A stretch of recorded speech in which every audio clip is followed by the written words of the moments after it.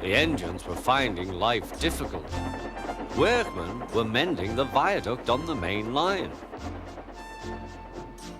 The arches needed strengthening. The Fat Controller did not want to close the railway while the work was done, and so repairs took a long time.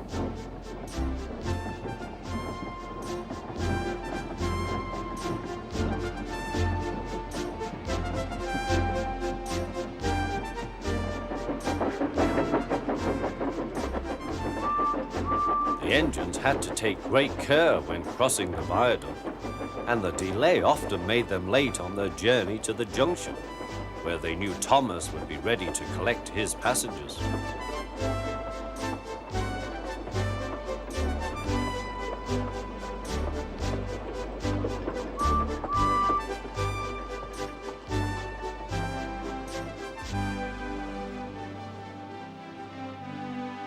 Thomas grew crosser and crosser. "Time's time," he grumbled. "Why should I keep my passengers waiting while Henry and James dawdle about all day on viaducts?" "Don't blame me," snorted Henry.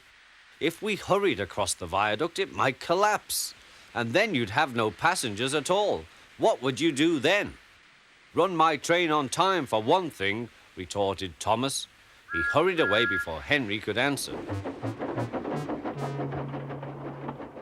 Bertie was impatient too. He was timed to arrive just after Thomas. His passengers found that instead of going straight from the bus to their train, they were kept waiting till Thomas arrived. Soon Bertie grew cross with Thomas. "Late again," he remarked, as Thomas panted wearily in.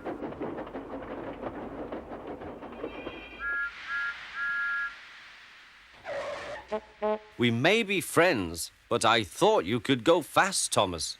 It's time we had another race. I reckon I could beat you now." Thomas let off steam loudly. "Rubbish," he hissed fiercely. "It's those main-line engines. They dither about on their viaduct and then blame the Fat Controller's workmen. It's just an excuse for laziness, if you ask me."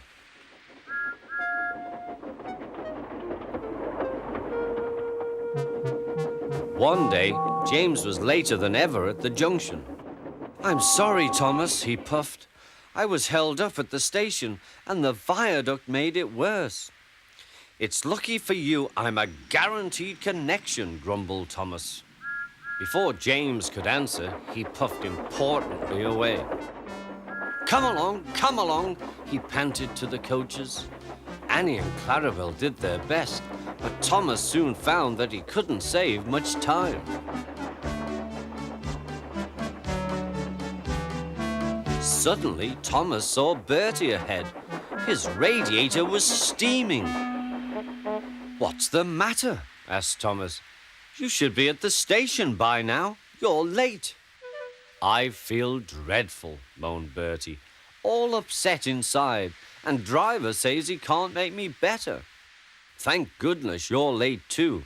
Can you take my passengers, please? They'll never get home otherwise." "Of course," agreed Thomas. He now felt sorry for Bertie and promised to get help at the next station. Thomas set off again. Already he felt much more cheerful, and Bertie's passengers, travelling in Annie and Clarabel, all reached home safely.